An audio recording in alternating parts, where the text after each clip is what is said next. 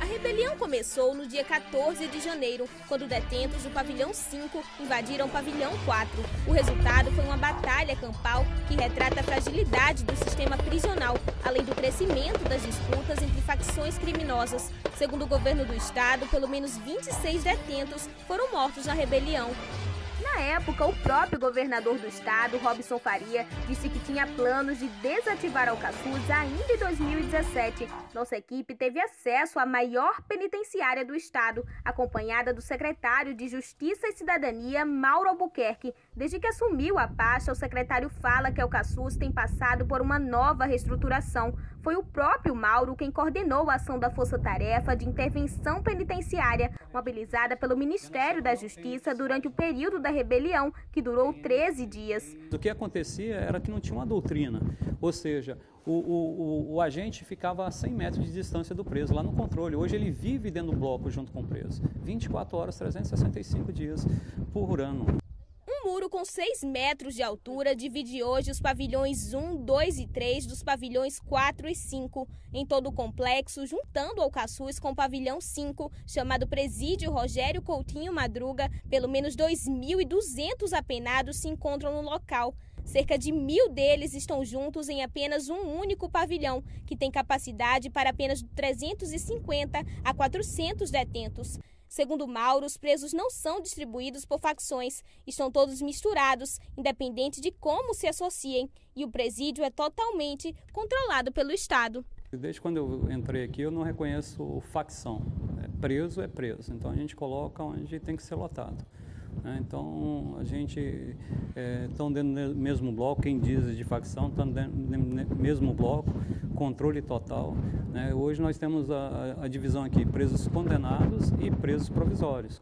Os pavilhões 1, 2 e 3 passaram por reestruturações. Foram gastos cerca de 3 milhões de reais para restaurar as celas, espaços de banho de sol e de visitas. A partir de janeiro, o pavilhão 2 passará a também comportar detentos. Por enquanto está vazio, apesar de já reformado. Além das mudanças estruturais, há também maior rigorosidade nas inspeções. O secretário garante, por exemplo, que não há mais armas nas mãos dos detentos. Nem arma, nem celular. Toda vez que ele vai para o pátio, a cela é revistada estrutural, isso é todo dia. Se tiver uma parede arranhada, a gente sabe. A penitenciária também passou a contar com serviço médico e odontológico permanente. A gente vai lá na cela e pergunta se alguém tem problema, quem precisa de dentista. O poder público não vai lá na porta da sociedade e bate na porta lá, você precisa de dentista? Não acontece, aqui dentro acontece. Hoje a gente prova aqui por dados que aqui a população carcerária que tem aqui hoje, ela tem mais atendimento médico que a população civil que está na rua. Outro tipo de suporte oferecido aos apenados é o religioso. O grupo da Pastoral Carcerária trabalha em conjunto com o sistema penitenciário, na tentativa de contribuir com a humanização do processo. Não há que se falar em humanização em estado de superlotação, em estado de má alimentação, de falta de cuidado de saúde. Então, esse olhar ele tem que ser um olhar sistêmico. E se há uma política verdadeiramente instituída nesse sentido, sem dúvida, a pastoral ela pode colaborar, inclusive também unindo a questão da própria justiça restaurativa.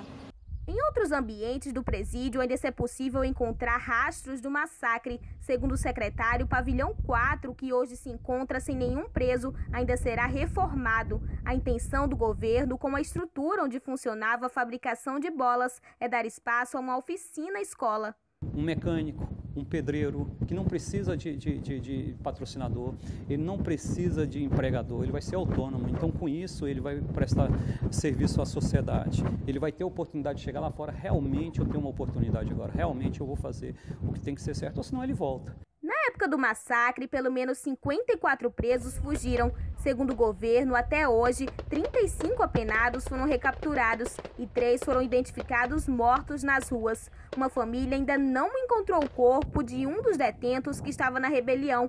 Ela já havia conversado com nossa equipe em agosto do ano passado, mas por orientação do Ministério Público, preferiu se resguardar.